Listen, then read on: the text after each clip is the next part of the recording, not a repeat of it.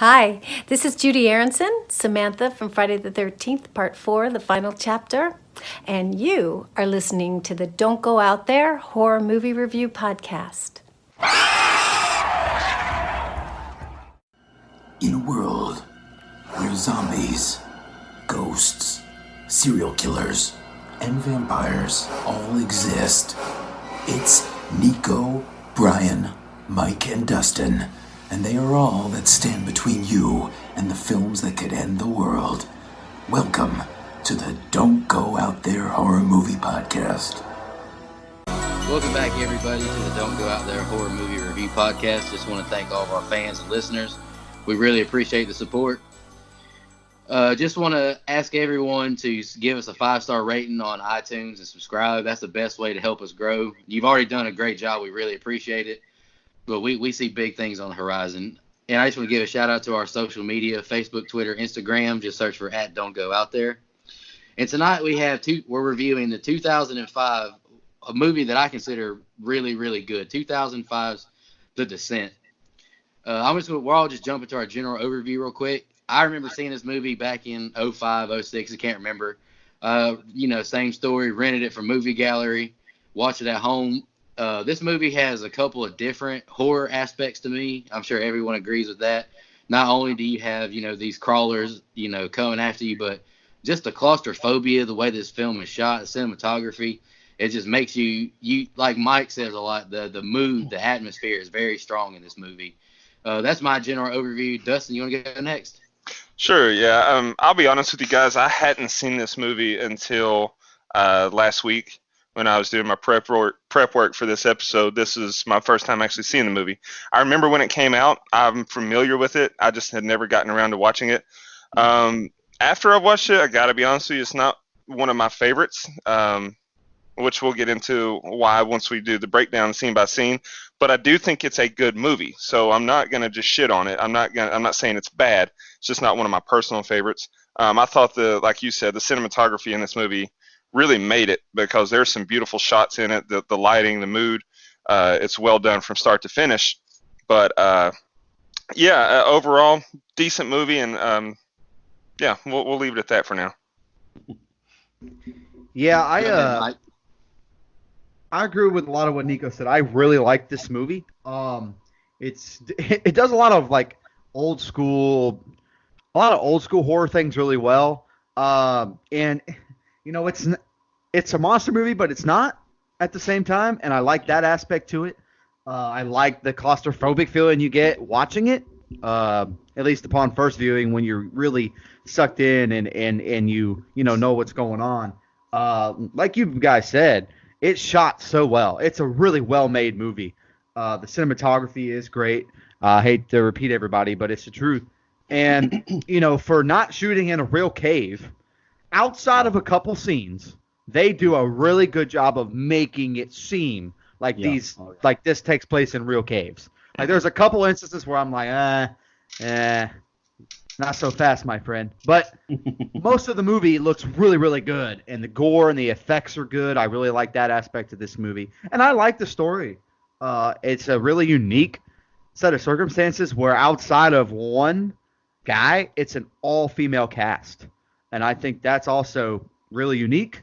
Not something you see a whole lot, and I thought it was fun, man. It's not fun in a this is cheery and fun, but fun and I could pop this in and watch it a lot, and I think I'd be okay with it because I really enjoy the story. Go ahead, Brian. Tell us why you picked this movie, brother.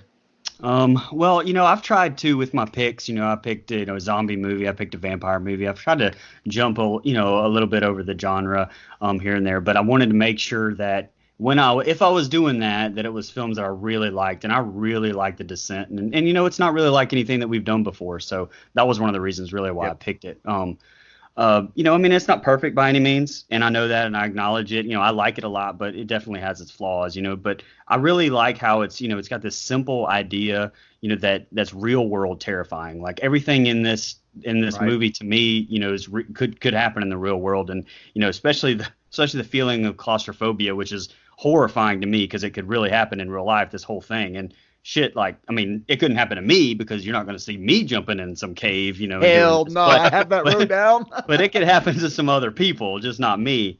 I really, and I want to say before we even do this, that my review and a lot of things that I'm going to say, is me looking at this as one film, because, I hate the sequel so much if it doesn't even, so that it doesn't even exist to me. So my review of some choices in this are not affected at all by the sequel. So I just wanted to put that out there before I said what I do. Brian, Hey, the to sequel piggyback doesn't off of exist. you. Yeah, I was gonna say that sequel sucks ass. It is so opposite of this movie for me. Like, oh, You guys talk about cash grabs like with some movies, but which are good things sometimes. But that's a cash grab that was terrible. terrible. Y'all boys ready to jump into scene by scene? Do it. Let's go. Let's do it. All right. The film starts with some river rafting. Sarah's husband, Paul, and their daughter, Jessica, they're cheering them on from the bank. Juno gives Paul, when they get their rafts to the bank, Juno gives Paul, Sarah's husband, an interesting look as they get out of the water. Sarah and Paul, they're leaving, they're driving off, and she makes a comment that Paul looks really distant. And as he's looking at her, they have a head-on collision with another car. And I think it's just some copper pipes. A copper pipe goes straight through his head, killing him. Sarah wakes up in the hospital. She goes in the hall. She snatches off all of her like IVs, all of her stuff, monitoring her. She rips all that off, and she goes in the hallway, and she just takes, she's calling out Jesse's name, and she's running down the hall. And it's you get kind of a really good look where all these lights where she's in just keep going off as she's running. But then it just cuts where she ends up running into Beth's arms, and Beth tells her that her daughter is dead, and you got Juno behind her crying. And I just wrote, this is it's really heartbreaking. And then you go into a title scene. Now we get an overview shot or an overhead shot of the Appalachian Mountains. Then it says 1 year later. Beth and Sarah are driving to the cabin where everyone's at. Sarah is still struggling emotionally, and you can really tell. Juno greets them upon arrival. Sarah goes inside, and she gives the two sisters, Rebecca and Sam, a big hug. They're happy to see each other. And the movie makes it known that Sam is a doctor, which will come into play later on. Then all the ladies, they all start drinking. Then it goes outside in the evening time. Holly and Sam, they're just talking about this cave they're going to go explore. Holly says it's not really a thrill. There's like handrails and everything. It's not going to be that fun, whatever. Then they all go back inside. They're having girl talk. And they make fun of, Beth's pajamas. But let that girl live. She looked good in them. I'm about to say, hey Beth, call me sometime. A new record. No, it's not. Sarah she's in bed. She has a nightmare of a pipe going through her head. And, she's looking out the window or whatever. And she has a nightmare of a pipe going through her head. And then she just wakes up scared. That's the first two scenes I got wrote down. Brian, give me your thoughts on those two opening scenes, man. Actually, the very first note I have written down is, let me get this out of the way. Every girl in this movie, call Mike sometime. Yeah, I have that wrote down. I said every member of this cast, minus the husband and daughter, call me sometime. So there you go. Let's get it out of the way now. Okay. So, the car wreck the just brutal. I mean, to me, it's gut wrenching to me. Like, a part of me is like, was it even necessary? But, I guess if you really, really wanted to put Sarah in a, no pun intended, deep hole there, but, she really, I guess it had to be in there, but man, that was really hard. It was really hard to watch. Sarah's character in this movie, she has such a good character arc because, she's broken down, beaten by something like that. And then, she's stronger than me because, look, I don't know if I could go on living in that situation. It's just, that's a really, really hard thing to say or, to see too. And it's just, but she goes from that to like just a goddamn warrior and at the end of this movie. And so, that's, to me, Sarah has an amazing character arc. So I just wanted to point that out there. This isn't some big flashy open, but what Neil Marshall, the director, does so well in this is he develops these characters. They got a mixture. I guess it's a mixture of that and the actors because they're really believable as friends. I mean, you get all that before they even enter the cave. You know, they've got their chemistry is really the core of this movie, and it's really. I mean, I can see where somebody would think that it might be a little bit slow, but to me, it was just really good character development, and that's a thin line to walk. You know, that's a thin line to walk in movies where it could be boring to some people, and it's really really good character development to some. So, and the last thing I'll say too is jump scares in this movie. You know, we talked a little bit before about them. Like some of them are just way unnecessary, and the soundtrack is really hard to hear in some parts. And I mean, I thought it was maybe just my TV, but you guys were talking about that too. And then, but the jump scares are really, really loud. Mm-hmm. And jump scares really, a lot of them annoy me. I mean, not like Nico, but a lot of them do annoy me. But the jump scare with the nightmare with the pole coming through the window, that shit got me. That legitimately was like, oh shit, like that made me jump. So I want to give a shout out to that because jump scares usually don't. Go ahead, Dustin. Yeah, so what you talked about with it being a thin line between, enjoyable storytelling, character development versus boring or slow necessarily, I guess. That's where I was. I teetered back and forth because, like I said, I hadn't seen this movie prior to this week. I've watched it 4 times now. And the reason I had to watch it 4 times was it took me a while to get into the first part of the movie. I would watch it all the way through, but then I'd be like, what the hell happened in the first hour of this movie? Right. And so I'd have to go back and rewatch it. And then once it got to that point to where, like I said, the first hour or so, once it got past that, it's like, oh shit, it picks up. And so I almost grade this movie on 2 different scales, by the way, the beginning and then the ending. So while I thought it was necessary character development, was a bit slow for my taste. First of all, what a douchebag to push Juno into the water like that and then just paddle off without her. Jesus Christ. I don't blame Juno for, never mind anyway. Allegedly. Allegedly. But fun fact, apparently they didn't use stunt actors for that. That was really those actresses doing the rafting right there, which I thought was pretty interesting and risky, ballsy. But yeah, the kill of the husband and the child with the poles through the windshield, it's kind of like one of those what are the odds to me. It's like, what are the odds that poles will go through their 2 heads and kill them, and she survives it? Like, I don't know. It certainly could happen, but it's just like, what are the fucking odds of that? And so you had to me at least, I had to suspend a little bit of my belief there.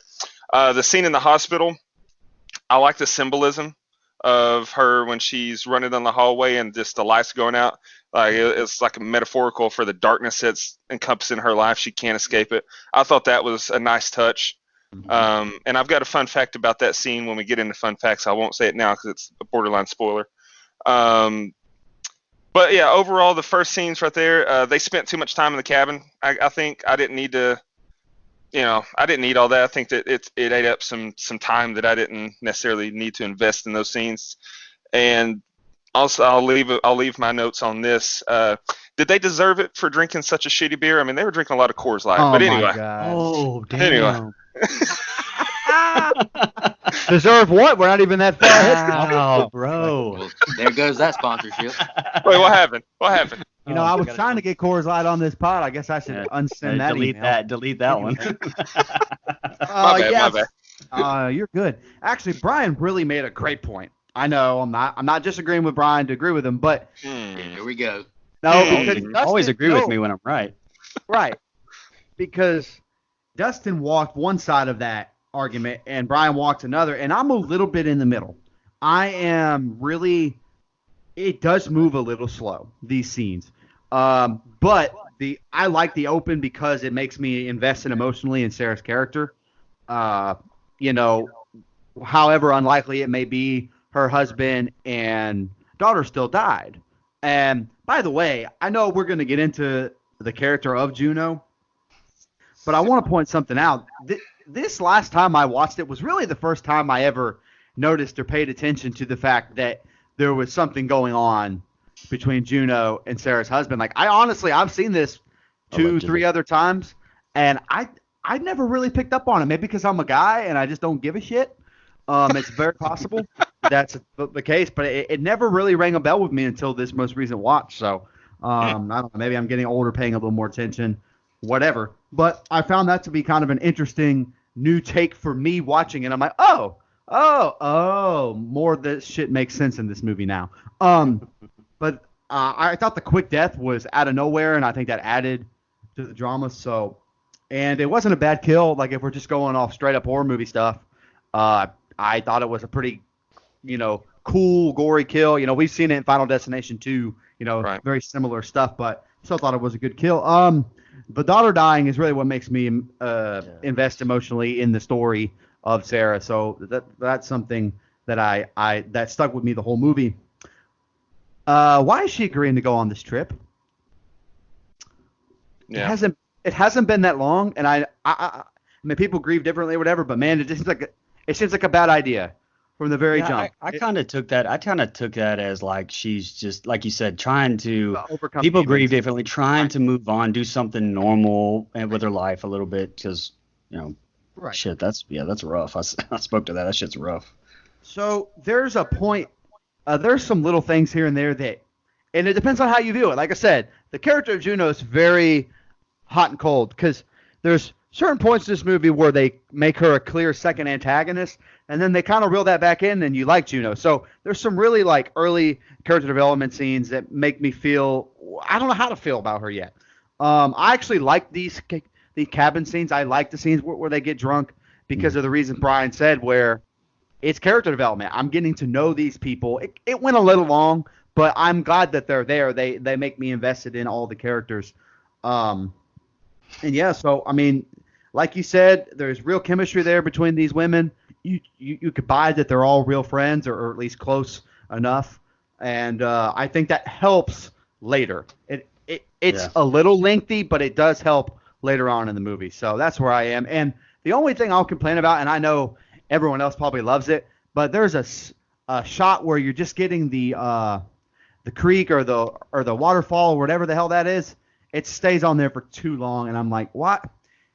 We get it. They're in the mountains. And I'm like, all right, come on, man. Let's move along. And I know they're probably doing it for suspense and music, but I'm just kind of like, man, he does that the director does that a couple times in this movie where he sticks on something a little too long, and I'm like, okay, let's move on. So that's a nitpick, but I like these scenes. They're okay. I just want to touch on two things before we go into the next couple of scenes. I'm not ganging up on Dustin, but I agree with you two mostly. I like the character, it's realistic, watching what they're doing in the cabin. It'd be kind of like, watching The Hangover and like not seeing the part where, they're a one-man wolf pack, just skipping all that, going straight to the casino or whatever. We need to see these girls hang out, see that they have a friendship. I agree with that. And the scene where Sarah and Beth are in the car heading to the cabin is a really good, foreshadowing, I guess, for, the ending of the movie towards. That's really because, they're both kind of like, fuck Juno, kind of, Right. And I get what you're saying. I don't think that it was something they should have cut out altogether, because I agree. Like you said, in The Hangover, it'd been like jumping from one scene to another. The problem with that is, in The Hangover, I was easily engaged with that whole interaction. Because Alan's an idiot, and he's captivating. None of these characters at this point in the film grabbed my attention enough. The only one I was emotionally involved with is Sarah, because of the shit she went through. So I felt sorry for her. I felt empathy towards her. I had zero connection to the rest of the characters here, other than I thought Juno might be a snaky bitch. But that's the reason. Right. I'm with you. And by the way, I'm glad Brian says that, because even in these scenes, I'm not sure how to feel about Juno, because there is a part of me that gravitates towards what's in the wrestling world known as heels, bad guys. Mm-hmm. And I get that vibe from Juno from the jump, and I'm like, I kind of want to invest. Now, there's a point of no return, even for me, later on, but that's not yet, and I'm torn on how to feel about her. And see, I actually like Juno wakes everyone up. Oh, go ahead. No, my bad. I was just gonna say I actually like Juno, and like that is one of the that's the one of the complaints that I did have about it, and I didn't say it. But if I think that they should have played that affair up a little bit, because Yeah, obviously I missed it's it. implied, but it's way too sparsely implied. I mean, they Yeah. really should have played that agree. up a little bit to make your feelings what they're supposed to be, what the director intended them to be. That was one of my complaints. Yeah, like have him, if we're playing that scenario, maybe have the reason that he gets in the wreck because he's looking at his phone, texting her. Like, Oh, just shit. something Yeah, absolutely. that would have been something like, oh shit, okay, we definitely know what's going on now. But Oh yeah, I'm with you on that. They should have definitely played that up a little more. Juno wakes everyone up after a morning run. They take a group picture before they head to the caves. Juno, once they get there, Juno leaves this book with I guess it's the cave directions in the car. They head to the caves. They stumble on this dead deer as they hike, to the cave. This is kind of what's long to me, hiking to the cave. Yes, They climb it down was. in the cave. Juno yells. It's beautiful, really loud when she gets in.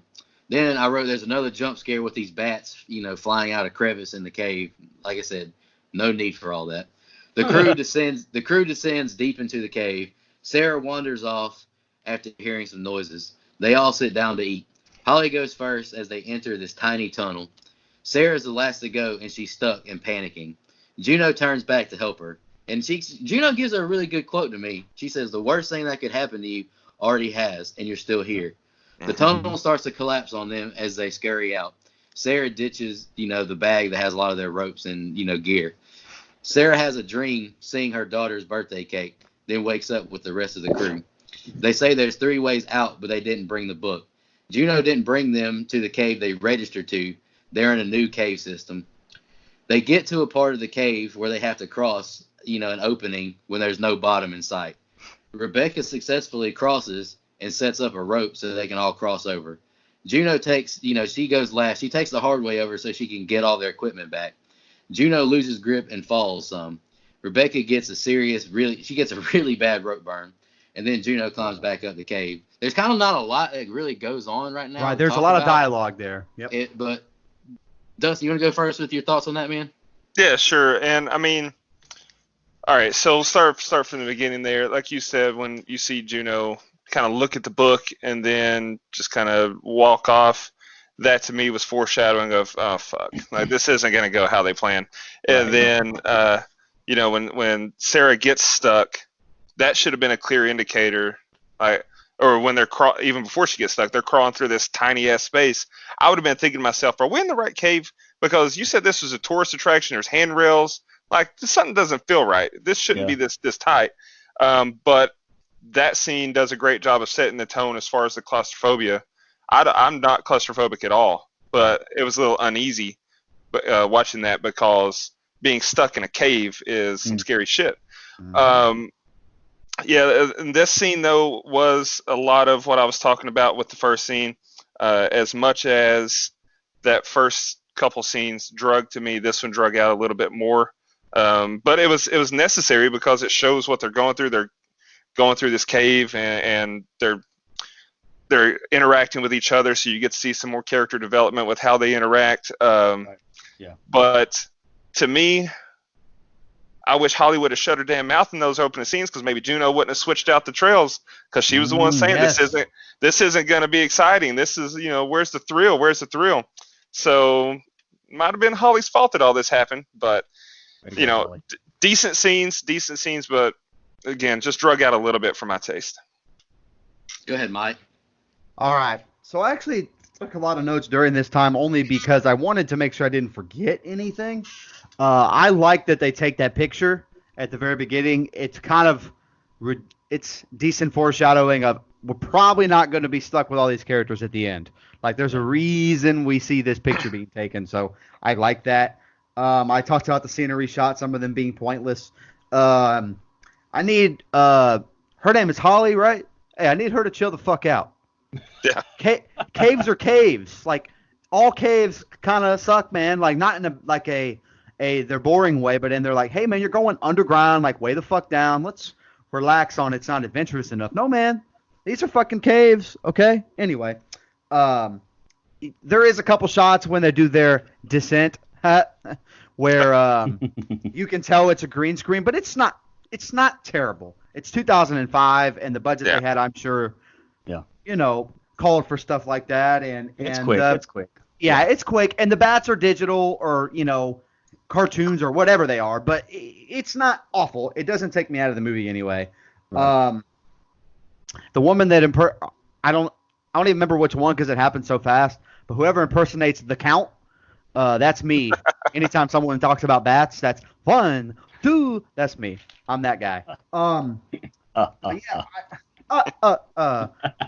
No, there's some bad. There's a jump scare here with the bats that I really hate. Like it doesn't do anything for me.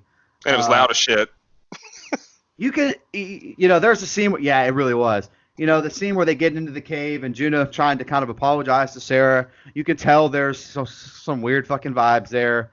That you don't really know. You don't really know why. We know why, but maybe Sarah doesn't quite know why. Anyways, but just some kind of weird vibes there. And the scene where they're going through the fucking small ass passage is very claustrophobic for me the first time I watched it. I remember thinking, Jesus, man, like no fucking way would I go through here. I don't care what any expert or any, adventurous person says. Nah, I'm gonna stay right here and chill, man. But this movie does a good job making me feel claustrophobic. And I like the scene where they discover they're in the wrong caves because of Juno. And I actually think this is the point of no return for me with Juno, because this is pretty much done purposely in a way. And there's no coming back. And she is a badass later on in this movie, and I give her credit for that. But at the same time, she's the reason they're in the fucking trouble they're in. And unless you're Jessica Biel, I can't forgive you. So, well, I mean, I'm just saying. I mean, Juno can call me sometime, but there are levels to this shit. So, there's no point of return, in my opinion. I love the pulley scene, though. The scene where they have to make it across the freaking, I'll just call it a trench, whatever you want to call it. It has no end. I love that scene. There's a lot of tension in that scene that sticks with me. There's a point where I want Juno to fall. Sorry. Because it would be, one less headache. I know she's a badass later, but I'm just saying if she would have fallen right there, it wouldn't have hurt my feelings. But I like those scenes. I think finding out that this cave is old as shit and there's, hieroglyphics on it or whatever you want to call it is really good too. So I like that collection of scenes. But like Nico said, there is a lot of dialogue. And so you have to turn your TV way the fuck up. Whoever put this out on Blu-ray, let's crank it up. Let's crank the volume up. But that's all I have on those scenes. Go ahead, Brian. All right, so I'm going to be the asshole right off the top here. Okay, so we have all these girls, and Sarah is driving the car again? Okay, look, she's not exactly keeping it on the road either. I mean, come on, she's driving like a maniac. I mean, I know it was a year ago, but I mean, come on, we got to have somebody else driving the car. She wasn't driving the initial. It was her husband that was driving. But I get what you're saying. Oh, was it? Well, Yeah. That's the husband. My bad. Oh, because it was on the other side of the road. Yeah, they were in Scotland. Yeah. Okay. All right. Okay. My bad. I didn't catch that part. All right. Well, and I'm not really claustrophobic either, unless it's like a really tight space. Like I could be in a room or in a cave that's the size of a room and be fine. But like once they start going down that quote unquote pipe, that little crevice, like my claustrophobia is at like a 10. So I mean, and I just want to. I mean, I got to definitely give credit to the cinematography there and how it's shot. I mean, this is a horror movie just from that shit. I mean, it's hard to watch them crawl through those spaces to me. Like, and I get that it's kind of drags on you showing them crawl through it, but I mean, to me, that's very effective, at least for me. I mean, shit, like I said, they're in peril before any monsters or anything, spoiler alert, even comes up later. I mean, like when Becca was setting the rope lines. I mean, that's what I made a note of, because each one of these girls, it's like a huge psychological portion of this movie, because each one of the girls are put into situations individually where they each have to step up to the plate to like face those elements of danger, whether it's a fucking, hanging over a whole gigantic hole or a crevice or whatever, or it's fighting a monster. I mean, every single one of them's tested. So I liked that. It gave the character development for each one of the girls, and it also gave them all chances to quote unquote shine throughout the movie. Yeah, I'm with y'all on that. The climbing through the tunnel scene. Whew, that junk's horrifying. I would fuck that. And Once we Nico, got there, right. Once we get there, I'm turning around. Let's go back. Yes. There's plenty of beer. There's a lot of good snacks at the cabin. I've had fun. And that like, if you're seeing this for the first time, I'm not like I remember the first time I ever watched it, I wasn't 100% sure that we were gonna have, what we end up having in this movie. So to me, that's the horror of the movie, is being stuck in these fucking tight ass caves, and that's scary enough. We talked about that in 30 Days a Night with the snow and the cold and the dark being part of the horror, not just the vampires. Well, with this, it's kind of the same thing, where there's two levels of horror in this movie if you immerse yourself in the cave with those people, which I try to anyway. And so it definitely adds a completely different layer to the movie. Oh yeah, that's like at the end of Saw. I mean, even just being stuck, chained in a nasty bathroom forever. Dude, Yeah, that's horrifying. Fucking terrifying. Yeah, absolutely.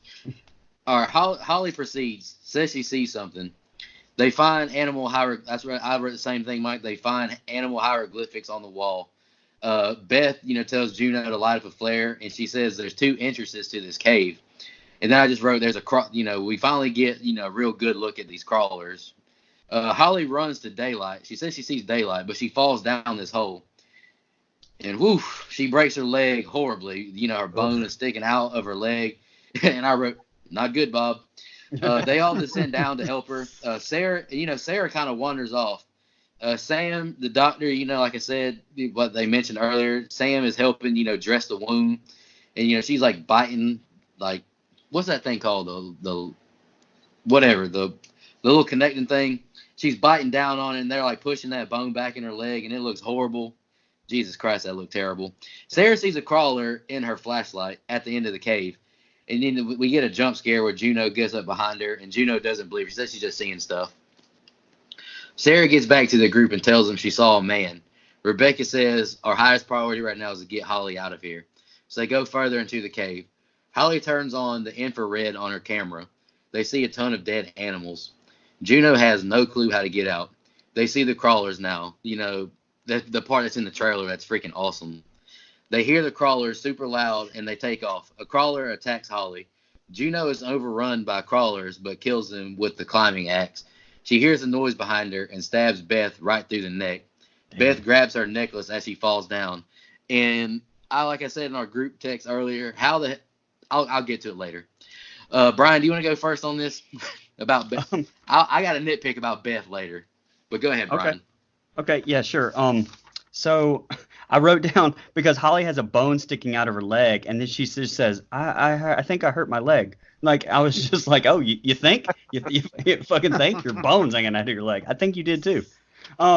So I don't know if you guys have ever seen, because one of my personal favorite movies basically is the 60s and actually the remake of The Time Machine, which is based on the the old H.G. Wells novels. And that's to me what these creatures remind me of, like those subhuman creatures. In those movies they were like humans that adapted to living underground with no sun, and to me, like, that's what I think of these monsters as. I never thought of them as something supernatural. That's what I thought of them as. And I know it kind of implied it, kind of didn't, left it all open. But, the fact that they were like vampires or werewolves, and that they are like could technically really exist type things, it, adds the more to the realism of the movie. And I really like that. I know some of these jump scares are dog shit, but the first time you see one of those creatures in the behind Juno, to me was a big time like, oh shit moment. Okay, so Juno kills Beth. I mean, I get that. Well, you think she's dead or whatever, and I know it sets up this element later on of betrayal, but I mean. But damn, it was an accident. It was legitimately an accident, and that's what kind of bothers me is that I don't want to spoil it later on, but we'll talk about it later on. But whenever that kind of comes to a pass, but as an audience member that's going to come to an impasse at some point. And I don't know. I hate that. I think I have for the affair thing. I have forgiven Juno for her transgressions, but this was legitimately an accident, I think, and it just I don't know. I hate that for her. I hate it. All right, Mike, before you go, I just wanted to give Brian props for his beautiful play on words and accident. Hey. Oh, Hey, yo. Hey, go ahead. Go ahead, Mike. that's the peak of the show. We're not getting any higher than that, pal. What I'll say to that is I agree with you for the most part about forgiving Juno for her transgressions. Because look, we've all, not maybe we all haven't done that, but we've all done some stupid stuff. So that's kind of what I meant. Like we all deserve a second chance and all that stuff. My biggest problem with Juno, she's the reason they're here, and they don't need to be in this cave where these humanoid things have decided to eat them to pieces. So that's Maybe my not. biggest gripe with Juno. Well, I want to well, go with Holly. I'm gonna go with Dustin on that one. I'm gonna blame Holly because I love Juno so much. She's such a badass. I just can't help it. I love her. She is a badass. I'm not taking that away from her. All right, so I like the practical effects when she breaks her leg. It's gross. I think they do a really good job with it, or at least I do. I think, in a lot of other movies, which is kind of why I like this movie, because I'm invested in the character so far, is that a lot of other movies, they might have left her for dead, but not in this movie. And so I like that there's a real genuine friendship there between the group, or at least, they want everybody to live and survive. These damn cave human monster things are fucking gross, man. Like, special effects did a great job to me. I think they look like that's how almost like a bat person. They talked about how they almost kind of are like bats where they're blind, but they use their ears a lot, and they've learned to survive in these caves. And I think that the effects show that. So when you get a really good look at one for the first time, it's believable enough to me. Like this is a bigger I'm more scared of this threat than I would be like the monsters from The Thing. Like and by the way, this movie has a lot of subtle nods to The Thing. Very, very influenced by Carpenter's classic. But I like these scenes. I agree with you, Brian. This is an accidental death by Juno. She didn't mean to kill Beth. Her biggest problem is she lied about it. And I think maybe had she come clean with Sarah later on, that how that ends up paying off maybe helps her.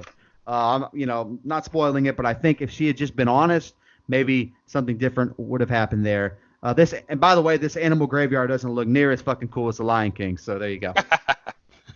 There's a Lion King reference every show. I found a way to wiggle that in there. Yeah. I'm pretty sure if Mike and I are involved on a show, there's at least one Lion King reference here lately.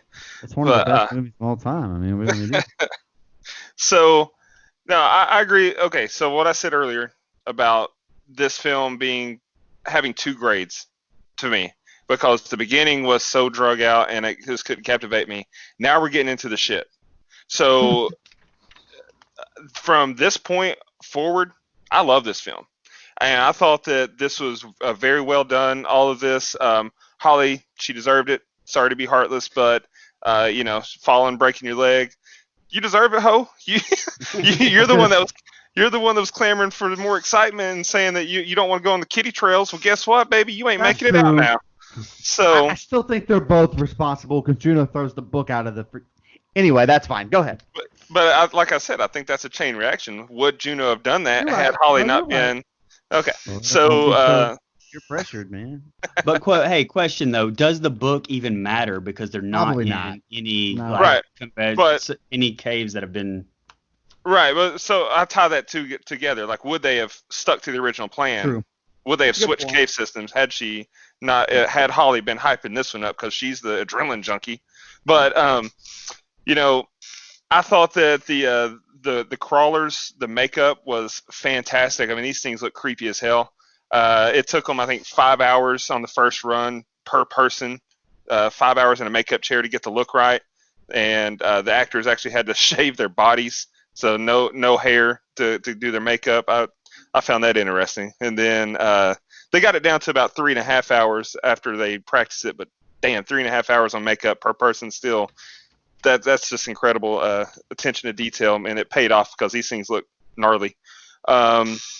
I thought that right before the Beth accidental death, I thought that Juno had her badass moment. I mean, she almost redeemed herself for her slutty ways, because when she came up and saved Sam, pickaxe to the back and then snaps the neck, I thought that was a badass scene right before she, like I said, screwed the pooch and accidentally fucked Beth over. But yeah, I thought these scenes were really well done, and this is when the movie really picks up, and I was actually glued to the screen from this point out. Can I point something out before you go, Nico? Part of me is so like, Juno with that death because I like the character of Beth a lot. Yeah. And I'm like, fuck, she's a good friend, like, and she's kind of hot, and I don't really want her to die. And like, again, it is an accident. I do agree with you guys there. But if she, never mind. We'll talk about it down the road. Yeah. Are we getting a jump scare now with a crawler? It screams as Sarah wakes up from a dream. She sees bones all over the ground. She hears the crawlers coming and hides. She watches them through the camera eat Holly. Rebecca and Sam are hiding together. Sarah accidentally makes a noise. She like, like when you're trying to be super quiet and like you just like make that little like hiccupy noise. That's what Sarah does. And the crawlers get right in her face. And the cinematography with that is so good. You can just feel how scared she is. It's awesome. She notices, they're blind. The crawlers, they leave when Juno yells her name. A crawler is right above Rebecca and Sam, but the two ladies don't even flinch when it tries to, they say that like they use like bats echolocation or whatever. And like I said, just with Sarah, like this crawler is right above them too. And you can just feel the tension they're feeling. And as this crawler walks off, her watch goes off, but she reacts really quick. She grabs her watch off and just chunks it, and then the crawler just crawls over to the watch. Sarah uses Holly's a piece of her clothes to make a torch. Juno is trying to find them. Rebecca and Sam go into another tunnel, but a crawler jumps right in front of Sam, I believe. It attacks her, but Juno stabs it in the back with the axe, and then comes up behind her and breaks its neck. Juno tells them the crawlers killed Holly and Beth.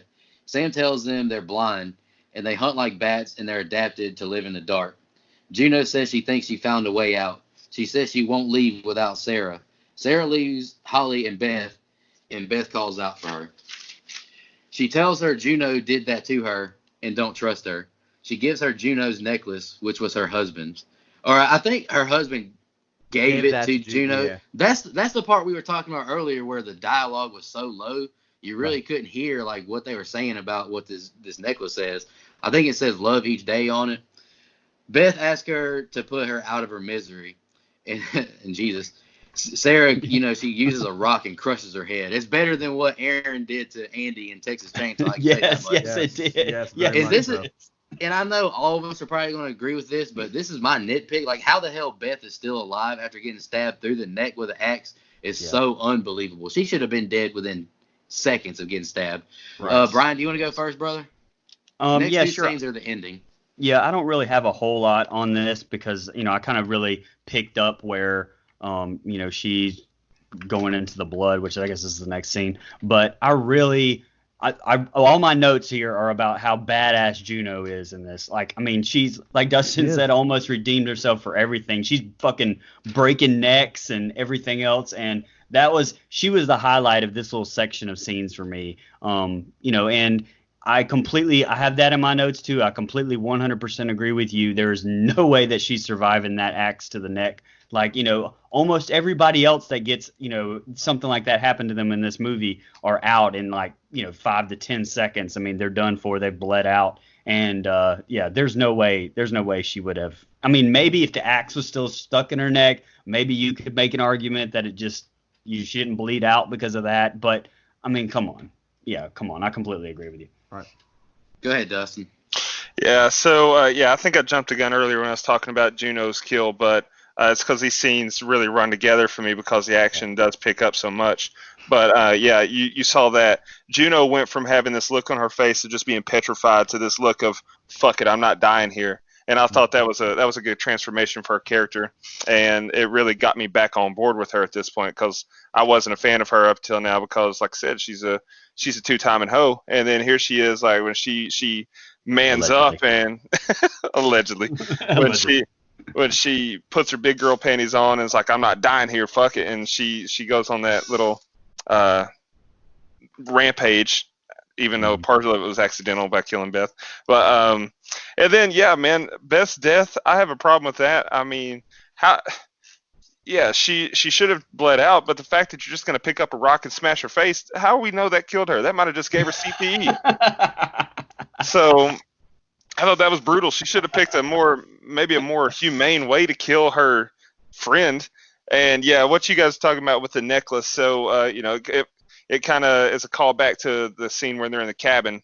I thought this part of the cabin was a little bit weird for me. Like they're just talking, and all of a sudden Sarah's like, "Love each day," and everybody's like, "What the fuck?" And she's like, "That's what Paul always said. Love each day."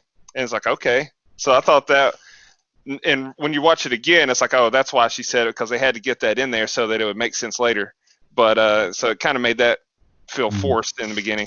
But yeah, so that's when Sarah has the realization, and so it's funny when you look at the rest of the scene when Juno's like, I'm not leaving Sarah. It's kind of like, bitch, you might want to leave her. just get out. And so, but yeah, really, really good scenes. I thought it was shot really well. The scenes where they figure out, okay, we've got to stay quiet. I thought that was it turned all the characters involved in these scenes into badasses. And I can't sing the praises of Neil Marshall, the writer and director. I can't sing his praises enough because he's the one that chose to go with an all-female cast. And that's atypical of horror, to have an all-female cast. And so I really liked how, regardless of how it turns out for all the characters, right in this moment, everyone who's alive is a badass. And I thought that speaks volumes to his vision and him being progressive in this arena. Especially 15 years ago. Absolutely. Exactly. Hey, before you go, Mike, I was just going to say I agree with you, Dustin. A lot of this, ladies fighting the crawlers, it kind of does run together a little bit because it just cuts from Juno, then it goes back to Sarah, then it goes back to Rebecca and Sam. It's kind of hard to keep up with, doing scene by scene review. And I just want to say, David Gordon Green, this is how you do a strong woman movie without making guys look like wussies. Just saying. Go ahead, Mike. I don't think that was all his direction. Jamie Lee Curtis's influence. But so this movie, you guys have said it. This movie does a really good job of making me so confused on how to feel about the character of Juno. Like, it is so – there's minutes where I'm like – I literally have it in my notes. I sent it to you guys. Juno, you bitch. Like, I literally wrote out a whole line on my notes just to say that. I honestly, I can't remember what scene it was, but I'm sure it's applicable for a couple times. But – you guys are right. There's some scenes here where she's a complete badass and she saves her friends, and she fights off these crawlers. And you look, I'm not going to hold, although every little path transgression against her, that would be not human. People deserve chances to redeem themselves, and she almost does it. She comes really close, and then she lies about Beth. And then I don't like her again. Like, it's very, they almost got me. They got me. And then she can't bring herself to tell the truth to Sarah, which I think had she done that, it would have turned out differently for her. I really do feel that way. I think that Sarah, somewhere in there, is still a decent person, even though she turns into a complete badass as well. Like, she has just gone off the freaking deep end. She is not dying in these caves. And it is clear as day. There's a couple scenes in here where she just has these crazy eyes, and it's awesome. I'm like, okay, this is some badass stuff. So like you guys said, everybody kind of gets their moment of badassery, and that's what kind of sticks out in these collection of scenes for me. It's crazy because you can almost we touched on the scene where they're using by glow stick, right? They're lighting everything by glow stick. Mm-hmm. All right. They do a really good job in this movie of using different color lighting.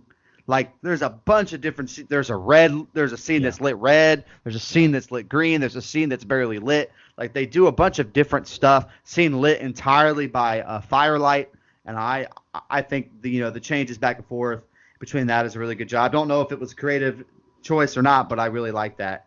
And the reveal about Juno to Sarah, you can just tell that she hits a fucking switch. She's like, okay, I'll go to war with you, but then after that it's on. And by the way, they do go to fucking war. I love what they're about to be they're just a badass tag team. Like if they were pro wrestlers, they'd be the champions of the world. So I really like them beating the shit out of these crawlers. Would they be Demolition, aka Axe and Smash? Axe and Smash. Yeah, actually they really would. There's probably a bunch that don't get that reference, but trust me, it's very applicable. All these dad jokes. This is already my favorite episode. Oh, Jesus Christ. Yeah, that's pretty much all I have because the ending is really where I have a lot to say. Yeah, the next two scenes are the finale of the movie. A crawler sneaks up on Sarah, but she gets it to the ground and she stomps his head. Sarah goes to leave, but a female crawler chases her. Sarah falls in a pool of blood, and I just put stars as it looks disgusting. Gross. The crawler grabs her, but Sarah uses his big ass, I think it's a tooth, and stabs it right in the eye. And she goes to get it up, but then she just lays back down on this rock real quick, and a crawler gets right on top of her, like its hand, paw, whatever you want to call it, is right on top of her head, and she doesn't even flinch, which is awesome. Then she beats it to death like an OG. A whole flock of crawlers charge Juno. A whole flock of crawlers charge Juno, Rebecca, and Sam. They get to another spot where they get to another spot in the cave where they have to climb across it again. Sam goes to do it, go across, but she's stuck in the middle, hanging, and a crawler is right above her, and it rips her throat out, and it's freaking awesome. But she stabbed it with a knife, and it fell into the water below. A crawler then grabs Rebecca and starts eating her stomach while she's alive. That was horrible. Fuck yes. Then Juno jumps down the cave into the pool of water and is met with that same crawler that Sam just stabbed. And she kills it by re-stabbing it, I guess. She really didn't look like she did much. Like she just stuck the knife in deeper. I don't know. Just some twisty action. Yeah, after Juno kills that crawler, she climbs up the cave wall, and then Sarah grabs her. Sarah asks, what happened to Beth, but she doesn't. She just says that she's dead. They both light flares and leave. The two run up on three crawlers. They're outnumbered, but still manage to kill all three. A head bash, an eye gouge, and stabbed in the head with an axe. Sarah shows Juno the necklace, then stabs her with the axe, and then you hear these crawlers approaching. Sarah runs off. Juno pulls the axe out and is surrounded by crawlers. Sarah falls down a tunnel, but runs to daylight. She gets through the hole in the ground and runs to the car. She drives off like a mad woman. She gets to the road and pulls over on the side of the road and cries, and then she pukes as a log truck passes her. When she puts her head back in the window, Juno is there with a jump scare in the passenger seat. And if you watch the U.S. version of this movie, this is where it ends. But the U.K. version and the at-home movie, it has one more final scene. And they actually cut it in the U.S. because they thought this ending was too depressing. She wakes up in the cave still, and she sees her daughter again in front of her with the birthday cake. It's just an illusion. And then it just shows the camera panning away from the cave, and you just hear these crawlers screaming. That's the end of the movie. I'm really glad they actually showed the UK version, because if it just ended with the Juno scream, that would have been pretty god-awful to me personally.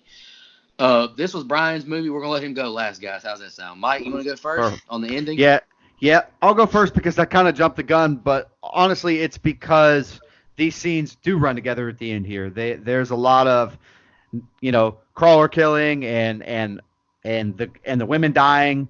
I think the scene where the one, I don't even remember which one. It's one of the sisters where her insides get ate. That looks really good. Like it looks like somebody's insides. I think the effects are really good there. I like the one that takes a crawler with her. She knows she's going to die. She's stuck up there, but she takes a crawler with her, and I think that's kind of a cool. So, again, everyone kind of gets, except the one who gets her insides eaten. That kind of sucks. But, she gets the one that, But at least one of them gets a moment. And I like, like you guys have mentioned, like we've said, Juno's got some badass kills here, man. The head smash against the cave, the underwater kill I thought was kind of cool because I won't lie, that one kind of got me, which is very tough to do because I don't know why, but I wasn't expecting that thing to wake up the first time I ever saw that. I probably should have though. Horror 101, pal. But I thought that was a really cool kill.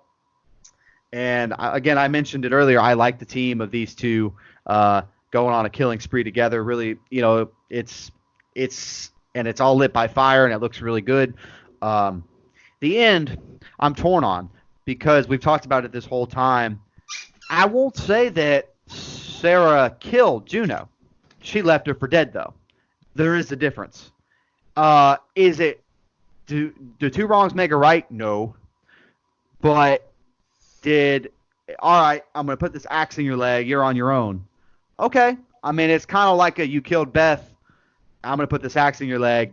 See you later. And I'm not saying that she's justified in doing so, but it doesn't bother me. Like, I don't see, all the stuff she was sleeping with her husband. And don't say allegedly, damn it. She was sleeping with her husband. She killed her best friend on accident. I agree. But all of that combined together, and you get that necklace that has her husband saying on it, and it was Juno's. All of that built up, and I think all Juno had to do was come forward about killing Beth on accident. I think that's all it would have taken, and Sarah would have at least, gave them a chance together to fight to live another day. And she did not give a shit about Juno living. And so, whether I like that or not, I would have rather Sarah been a little bit more redeemable since we followed her character arc throughout this whole movie. I probably wouldn't have done that, but it doesn't bother me because Juno is a badass. She's a very cool character, so it's really hard to split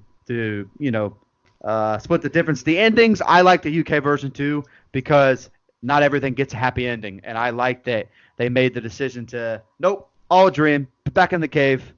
I like that. I understand the US version, but the ending with Juno in the car or dead Juno in the car, whatever, that sucked. So I'm really glad that I ended up being a dream in the version that I have on DVD. The Blu-ray gives you the chance to watch either one, which they're the same damn movie minus the ending. So I don't really know why, but okay. So her crawl, and by the way, another Lion King reference. Her crawl is like Simba crawling in the rain. I don't know if anybody noticed that too, but just thought I'd throw that. Her crawl up all the bones, and it's kind of cool, but it looks a lot like Simba in the final scene when he's crawling up Pride Rock. All right, there you go. We're off the rails. It's true. Go back and watch it. I'm gonna put the Lion King music to that scene. Matter of fact, Dustin, you have the technology. You do. You're gonna ruin the movie for me. Don't do that. All right. Hey Dustin, Yeah. before you go, I just want to make one point about the ending. Yeah. I understand where Sarah's coming from. She's mad that Juno's was having an affair with her husband, was killed Beth. But to me, if I was Sarah, I need to understand that Juno just helped me kill 3 of these crawlers. Yeah. I kind of need Juno maybe to help me get out of this damn cave. If I don't want to talk to this bitch ever again after we get out, maybe that's fine. But strictly from a survival point, 2 is better than 1, just by sheer numbers. I think she kind of jumped the gun a little bit. I think she might have been a little too emotional, just leaving Juno for dead, in my opinion. I agree. I think, Juno proved she could fight and help her get out of there. I would have, I probably would have just, not maybe forgave Juno, but I would have just said, we can be teammates right now, but after we get out of here, we're done. That's just me. Go ahead, Dustin. All right, yeah. So I want to say that once Sam died and it got down to the final 3, the ending became a little predictable to me. I saw where we're going. It's like, okay, there's only one gonna make it out of this cave. And maybe I was making an assumption there, but it turned out to be true. That kind of ruined the ending for me, but it didn't take away from it. It's kind of interesting about Juno. She tried not to lie. If you go back and watch, she never said who killed Beth. All she said was Beth didn't make it. Beth died. And so it's not that she necessarily lied, she just omitted some I feel details like of the truth. we're really going out of our way to justify Juno's like goodness. No, she did. All she had to say was I killed Juno. That's it. Or I Right. killed Beth. That's it. Right, It's that easy. But Well, when you go back, she says Holly was eaten, and then she goes, Beth didn't make it. Like, she was careful about her wording there, and so that was definitely intentional. Also, there's a callback. I meant to mention this earlier. There's a scene where one of the women say, when they're explaining the crawlers, they say that they go to the surface to eat. There's a callback and the flashback to when they're first coming upon the cage or the caves, and you see that dead was a moose or an elk outside the cave. It's like, oh shit, okay. And so then it all comes together, like all the big pile of bones next to the exit. Which, by the way, that's one of the things I have to criticize about this. When they're in the night vision camera, the bones and skulls, they looked obviously fake to me. Yeah. I don't know, like they were too shiny and polished white. Too white, yes, absolutely. And so about the same thing. I get it. It's obviously it's not real skulls, but they could have done something it wouldn't have taken any more to the budget, I don't think, to make them a little dirty. But that's neither here nor there. That's fine.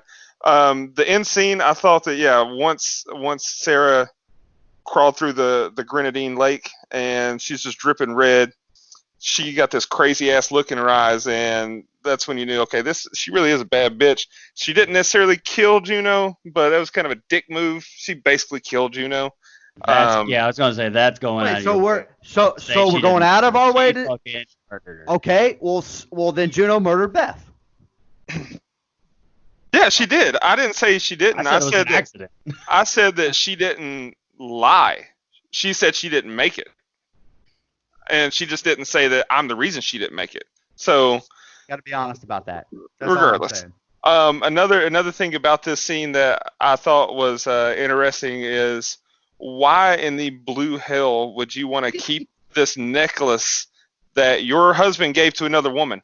Like, when her hand sticks up out of the hole when she finally makes it to daylight, why is she holding on to that necklace? If that was my cheating spouse that had given it to my alleged best friend, I would be leaving that damn necklace down in the cave with her to die. Like, I wouldn't want that memory.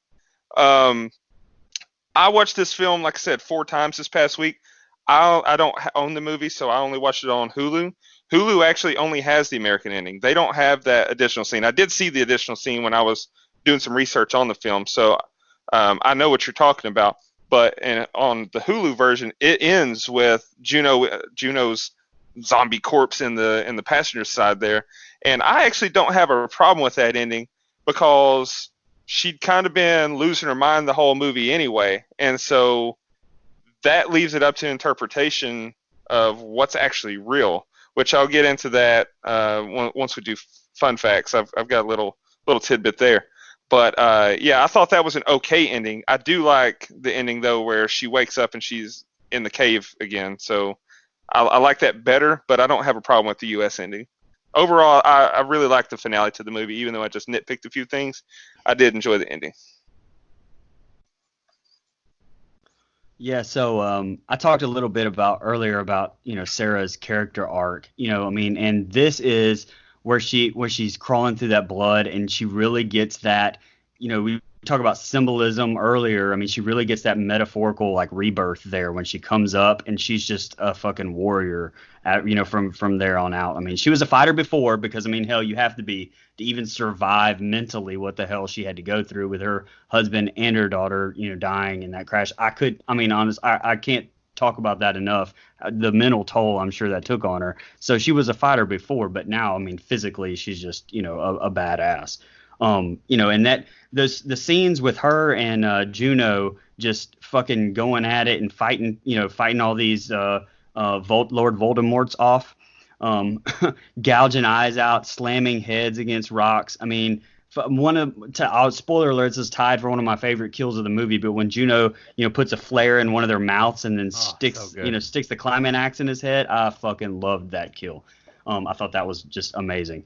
Okay, so the big scene between Juno and Sarah, I thought that the way this was shot And there wasn't even any dialogue because there wasn't even any words needed between them. It was just a look, and then it was just looks that all needed to convey. I mean, she drops that necklace. You saw, Juno's reaction to that, and you think, oh shit, all right, well here it comes. And I get it. I just talked about how much shit she'd gone through. I understand, and I get that Sarah's not thinking straight here, but what she's gone again has been unbelievable, or gone through has been unbelievable again. But damn, like, you just for real murdered Juno. Like, there's no way. And look, before anybody says shit, I know that she supposedly survives for the second movie, which is dog shit, by the way. There's no way you're gonna get stabbed in the leg like that, left for like 50 or 60. I call them Lord Voldemorts because they all fucking look like those little monsters, look like Lord Voldemort from Harry Potter.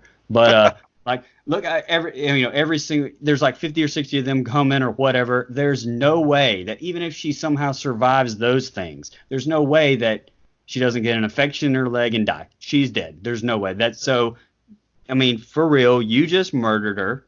So, I mean, and is that a little bit of an overreaction? I think so. It's a lot of bit of an overreaction because you didn't get any details about the affair. I know it's just, but what she's gone through, she's obviously clearly not thinking straight. And, I get that.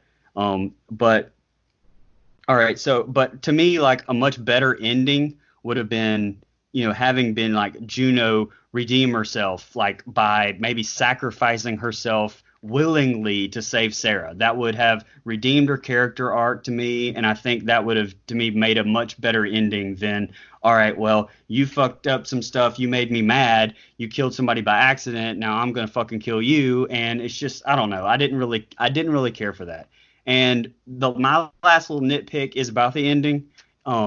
The old saying that you have two quarterbacks, you really have no quarterbacks. To me, like, that's how it is about these endings. You got two endings. I really don't feel like you had one, and I really feel like that the people, they never really knew how to really end this movie. And honestly, that kind of showed. I had the same nitpick as Dustin about the skulls. Like, that was really noticeable when she was climbing up the skulls. Yeah. Like, they looked plastic and didn't look real at all. But that's kind of I didn't really care for the ending at all. So that's kind of my take on it. Yeah, y'all ready to jump into some fun facts? Sure. Let's do it. All right. Does anybody want to go first on these fun facts? Or I can. It doesn't matter. I've only go ahead. got one thing, so yeah, go ahead. Yeah, I got Go ahead, four. You can go ahead and go, Brian. You can get your.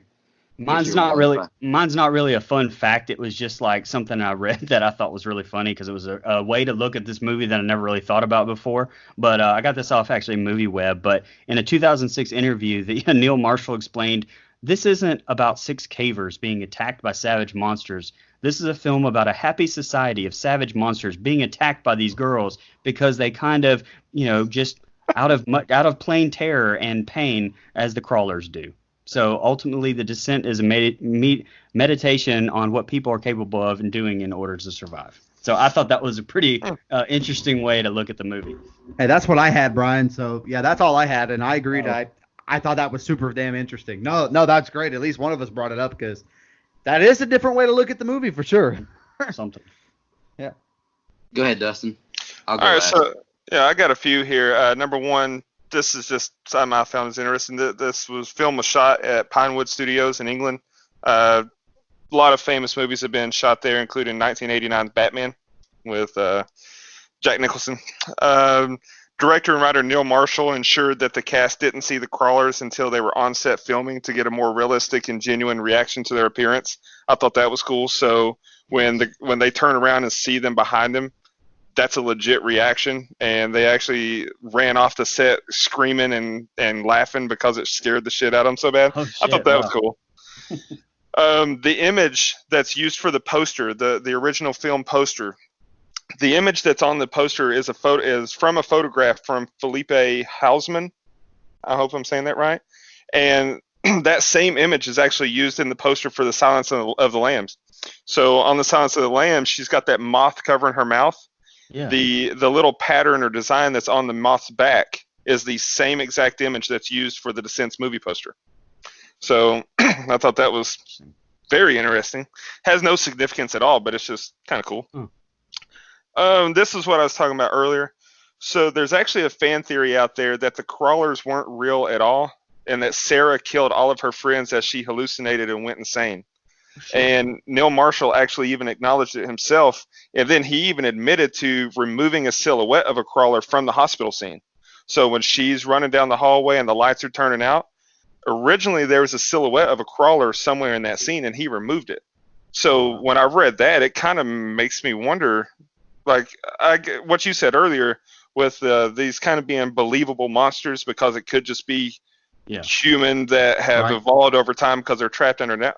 Like maybe they're not real at all. Maybe this whole thing was an hallucination, which makes the U.S. ending make more sense because she'd hallucinated all this shit and she just went crazy and killed all of her friends. Which, by the way, she survived. She survived this, but I'm never going anywhere with her because everyone around her dies. But anyway. It's like Sydney and Scream. I'm not hanging out. Well, I want to, but I don't want to hang out. Last thing I have is that one of our personal favorites, Tobin Bell, who played John Kramer in the Saw series, he's actually said in interviews before that this is one of his favorite horror films.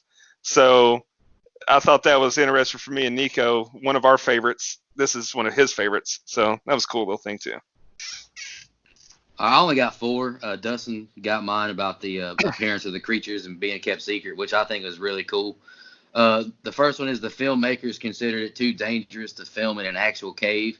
Yeah. It would also have been far too time consuming, so they opted to build one instead. 21 separate caves were built for the film. The crawlers were designed to resemble Nosferatu. It took 3.5 hours to transform into a crawler. I'm assuming this is after they got the makeup down pat. And they, like Dustin said earlier, they had to shave their bodies down for the makeup. And this is the last one I have. The jokey production name given during filming was Chicks with Picks. All right, let's jump into our favorite kill, least favorite kill, and the rating. Does anybody want to go first? Or I can. It doesn't matter. Go ahead, brother. All right, favorite kill is Sam.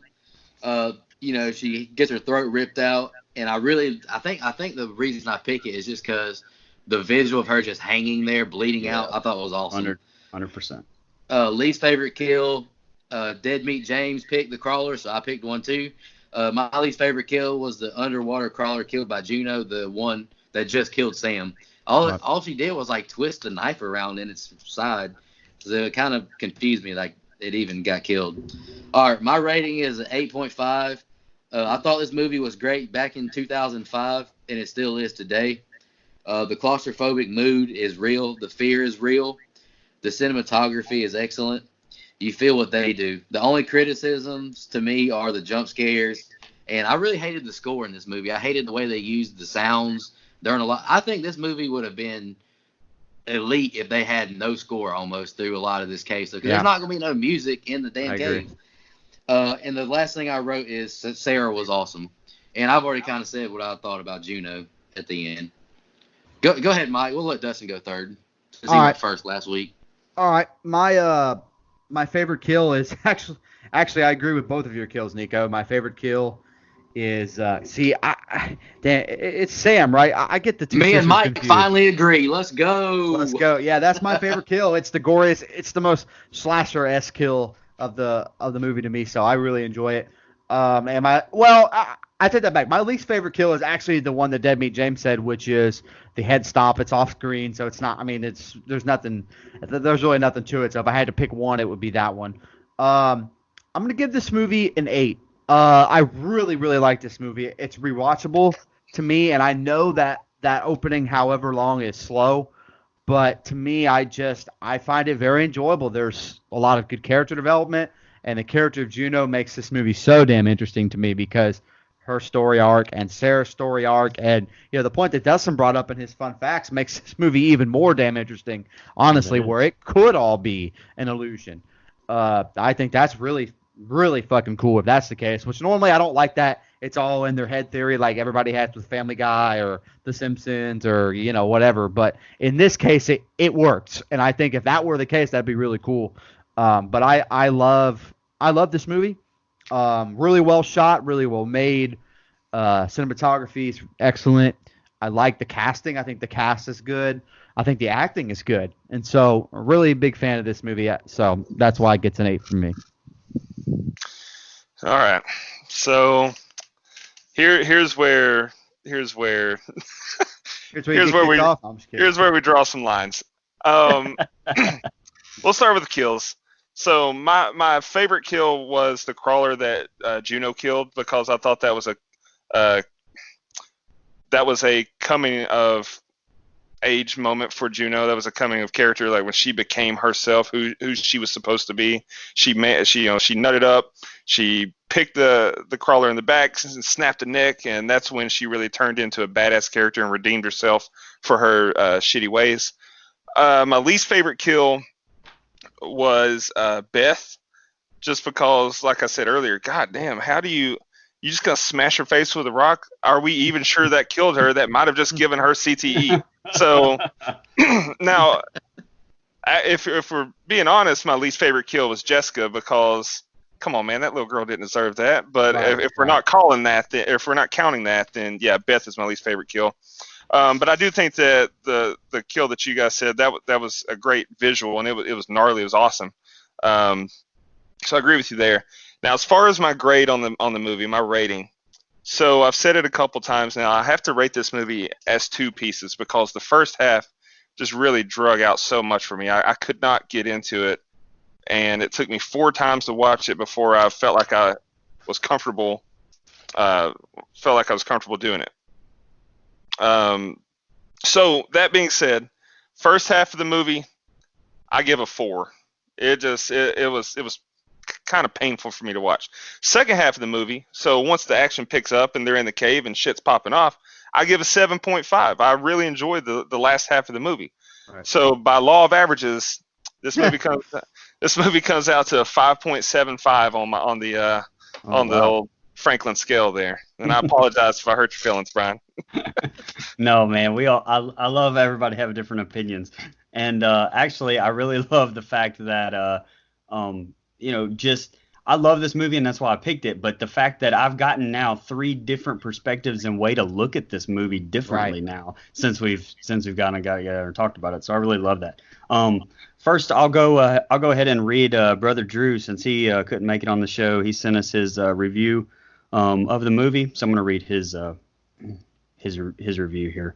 The Descent is a survival of the fittest and nastiest.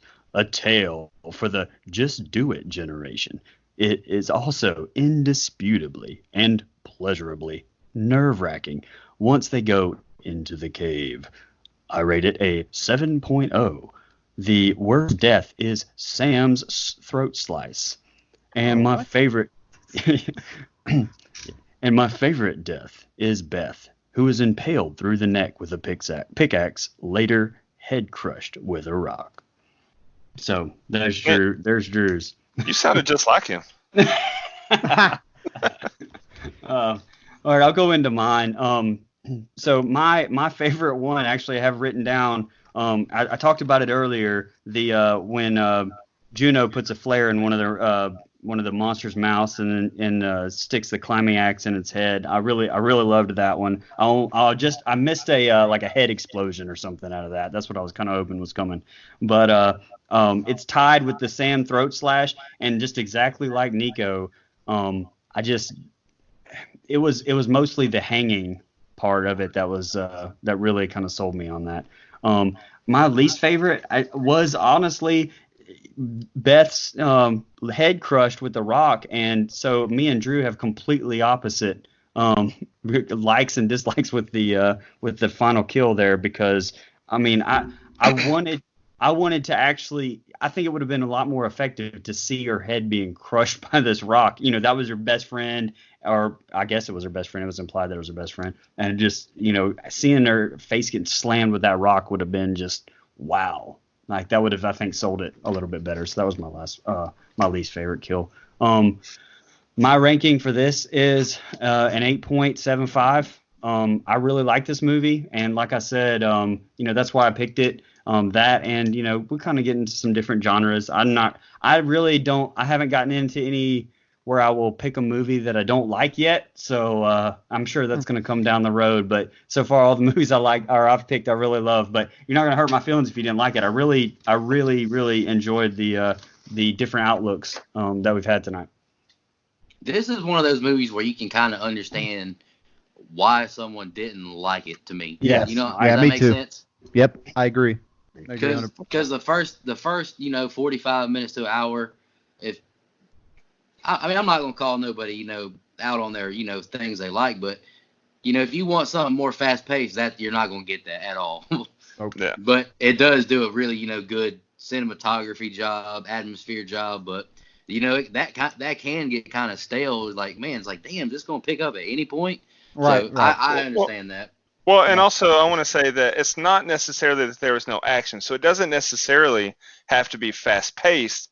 I just feel like for as much time as it took, I was only invested in one character.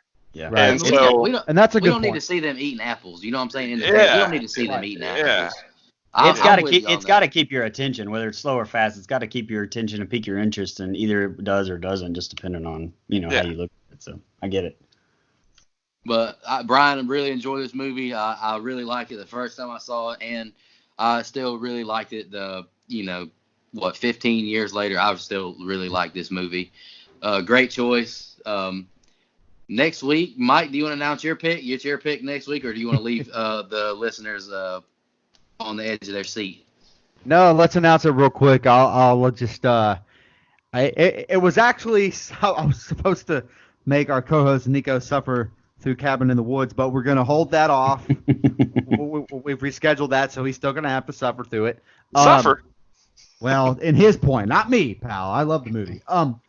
But I picked another movie that is really meta because I love meta horror, and we watched this recently.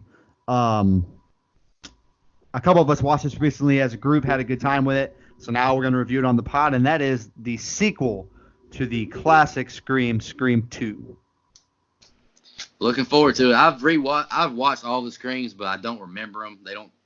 I'll be honest, I don't know a lot about them, so I do need to refresh it. So I'm looking forward to it. Y'all got any final thoughts on The Descent before we get out of here? I'm good. Really good choice, Brian. Glad you picked it. Hey, thank you guys for, like I said, giving me a different perspective on it. I mean, that's why one of the many reasons why I love doing this. All right, I'm gonna say one last thing then. Dustin's, or who read the theory thing? Or Brian, was it? Who read the That was me. theory about? That was you. Yeah. I call bullshit on that. I hate every one of those kind of fans who say, "Oh, it was just this person dream." Imagine. I hate every time somebody brings that shit up. Stop being too deep on a horror movie. This wasn't deep. They were all stuck in a cave. That's my interpretation. I hate that deep bullshit. It actually was pretty deep. They were several hundred feet underground. Oh, jeez. We're off the rails at this point. How did Dustin leave us with the dad joke and not Brian? Oh, Yeah, exactly. Hope everyone enjoyed this review. I had a lot of fun watching it and talking about it. Appreciate all the support. And we'll be back next week. Y'all have a good night. And just want to remind everybody to don't go out there.